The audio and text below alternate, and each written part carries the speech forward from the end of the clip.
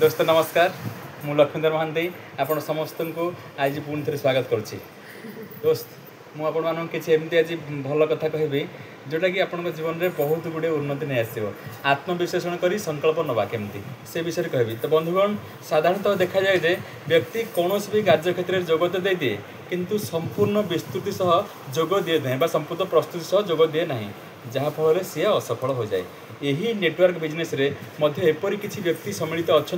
से माने बिजनेस रे जड़ित तो हो जाती किंतु एथिरे सफलता पाइबा जो सब जरूरी नियम रही पालन करते ना। यह कहले भूल हेब नहीं जे बिजनेस बाबद से माने सठिक भाव में जानी न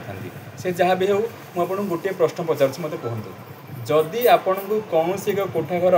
सबुठ ऊपर महलार पहुँचा थाए तेबे आपण किपरि पहुँचे आपन उत्तर हो जे सीढ़ी बा लिफ्ट द्वारा आपणकर यही उत्तर निश्चित भाव में सठिक अटे। आप सीढ़ी कि लिफ्ट द्वारा पहुँचे किंतु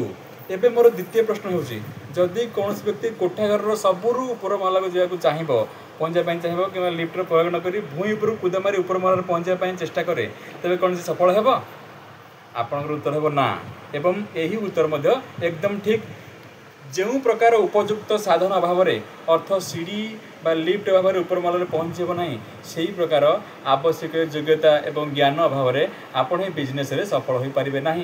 सफल से ही लोक मैंने होती जो मैंने निजक प्रश्न करि स्थिर करि जे क्यों कार्य करिया सठिक पुनश्च से कार्य को पूरा करने जेकोसी परिस्थिति रे विशेष भाव में चिंता करती ना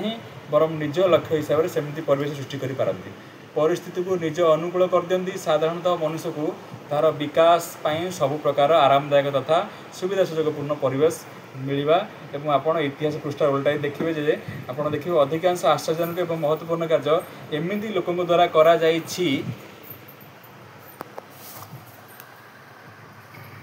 निकटरे जो मान निकटरे ना किसी साधन थिला ना आरामदायक परिवेश थिला ना कार्य करिवार सुविधा थिला तथापि से माने सही असंभव कार्य करुवा कार्य को संभव कर देखते शेष से माने सफलता लाभ कर दुनिया से प्रशंसा कर पिठी थापुड़ाई देती से माने सर्वप्रथम आपण को आत्मविश्लेषण होगा पड़ो संकल्प ने पड़ो जदि आपण यही बिजनेस को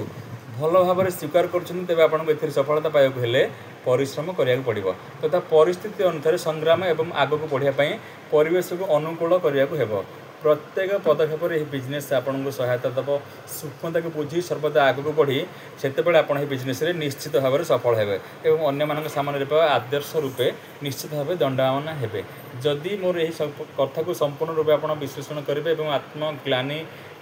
नकरी आपण एटा सदाबले पालन करेंगे ताले आपण निश्चित भाव में यहाँ को सफल हिसाब से आप ग्रहण करेंगे और आग को बढ़ी पारे बिजनेस यहाँ ही आपंकर मूल लक्ष्य। एतिकी थी आज टिप्पणी जदि आपको भल लगी मो कथा ताले निश्चित भाव में लाइक करूँ कमेंट करूँ शेयर करूँ